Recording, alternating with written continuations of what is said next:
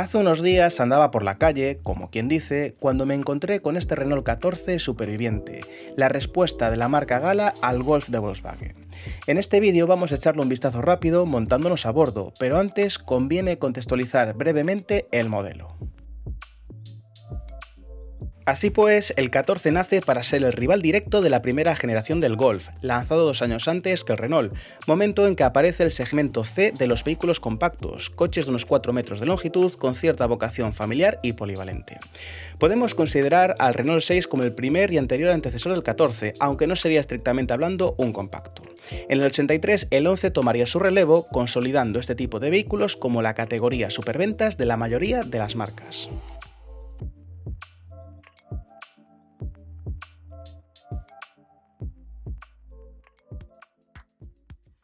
Una vez en el interior te sientes de forma muy familiar, como si estuvieses en otros modelos Renault de la época, como el Renault 5, el Super 5, el Renault 9, 11, el 18, porque tenemos las mismas botoneras, como podéis ver, exactamente iguales, las mismas palancas para las luces, súper características, o incluso los mismos controles para la climatización. La verdad es que es un coche que, a pesar de tener pues ya casi 50 años desde que fue lanzado, se siente bastante bien ensamblado y bastante bien hecho. De hecho, no sé si lo podéis apreciar, pero hay cierto mullido en el salpicadero. Es cierto que esta unidad tiene muy pocos kilómetros reales recorridos y que ha estado pues almacenada convenientemente, pero el salpicadero se ve sólido, no hay grillos o prácticamente no hay desajustes. Cosa que no se puede decir de otros modelos alemanes actuales y cuestan más de 40.000 euros. Bueno, tenemos un cuadro realmente simple, o sea, no puede ser más simple de hecho. Tenemos únicamente aforador de nivel del combustible, 10 testigos luminosos principales, digamos, aparte del indicador, por supuesto, de los intermitentes, y un velocímetro tarado solo hasta 160, que en aquella época, y sobre todo para este tipo de coches, este motor es pues casi una proeza alcanzarlos. Desgraciadamente no tenemos cuentavueltas, a pesar de ser una versión de gasolina, cosa que veo pues un error, una carencia importante, y más aún importante es el hecho de no tener un termómetro de líquido refrigerante. Pues el tema de ergonomía, tenemos los mandos de la climatización situados de forma un poquito rara, ¿no? Porque nosotros, al ir conduciendo, el volante, eso sí, no es muy grande en diámetro. De hecho, el volante de un Mercedes 190 o incluso el de un Serie 3 de los años 90 es más grande. No es demasiado ergonómico y natural pues andar moviendo la mano detrás del volante para regular la ventilación.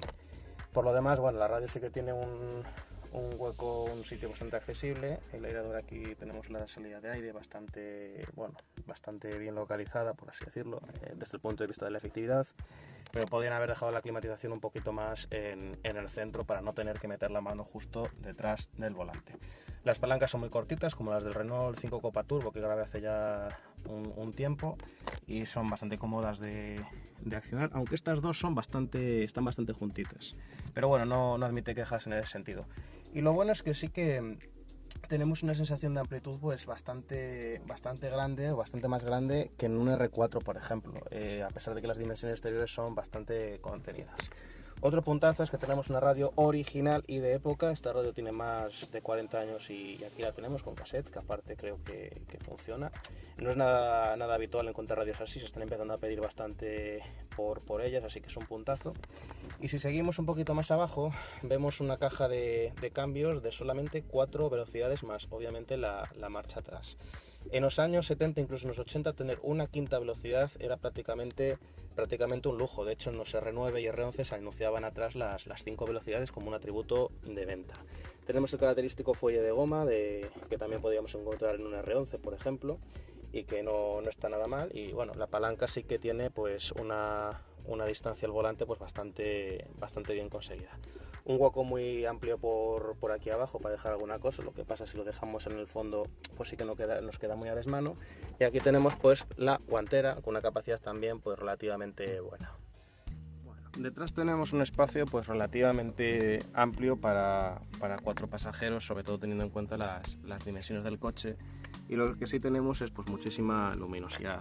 Tenemos mucha superficie instalada, como es habitual en los coches de entonces, y detalles de confort como agarraderos, esta pequeñita percha, una luz de cortesía y por supuesto cinturones delanteros, aunque son pues, de tipo hebilla así realmente simples, pero bueno, por lo menos tenemos ya cinturones en el pilar B del conductor y del copiloto, detrás no, por supuesto.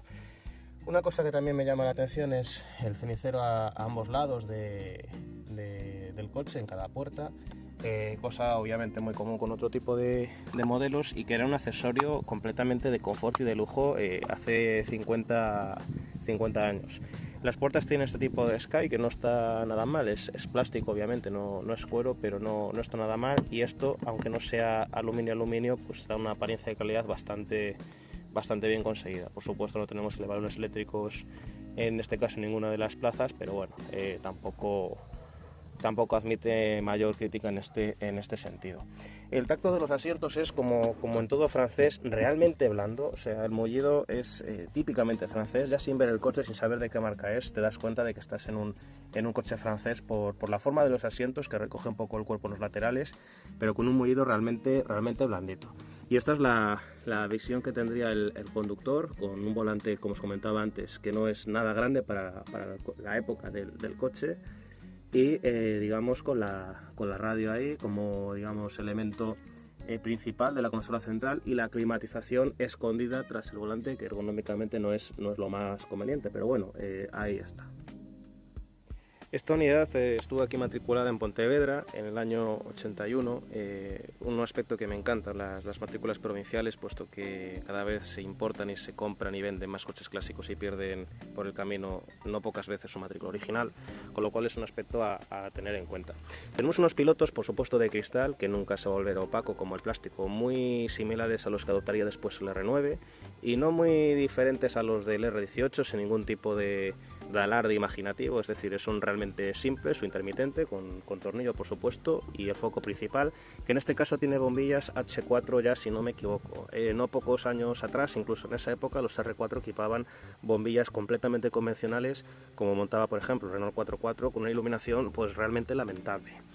Debajo del capó, y es la mayor carencia de este modelo, encontraremos mecánicas de 1218 centímetros cúbicos o de 1360.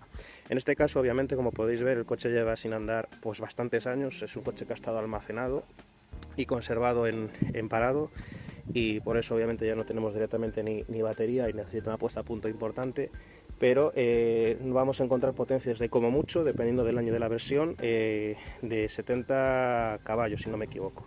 En este caso, al ser del 81 y un GTL, haciendo memoria, creo que estamos delante del bloque 1218 centímetros cúbicos de 57 caballos, creo que nos llega a 60.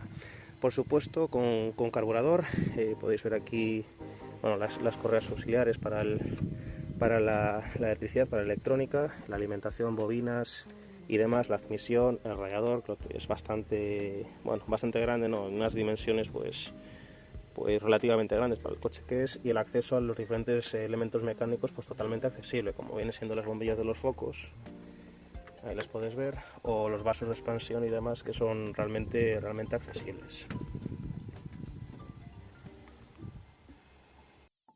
Estos son los motores y acabados disponibles del 14. Como podemos apreciar, la máxima potencia disponible es de 70 caballos y a partir del 80, cuando por ejemplo en el Golf desde el 75 ya estaba disponible el motor 1.6 de 75 caballos y sobre todo la versión GTI de 110, en un momento en que las prestaciones eran realmente importantes para el consumidor. Bueno, por detrás tenemos un maletero pues bastante amplio y sobre todo teniendo en cuenta las dimensiones del coche. Aquí tenemos la rueda de repuesto, que por cierto creo que es la original de fábrica, por no decir que seguramente sea, sí, es la de fábrica. Fijaros el dibujo que tenían los neumáticos hace 50 años, siendo una Michelin. Obviamente la oferta de neumáticos era infinitamente más reducida que la actual, y el agarre las prestaciones de neumáticos, y no solo de neumáticos, también de amortiguadores, de pastillas de freno, de aceites, la calidad ha mejorado exponencialmente. Lo bueno de no tener casi aislantes acústicos, ni estructuras de seguridad, ni equipamientos, ni subwoofer, ni nada parecido, es que en un coche de menos de 4 metros pues podamos tener 300 y pico, 400 litros de maletero.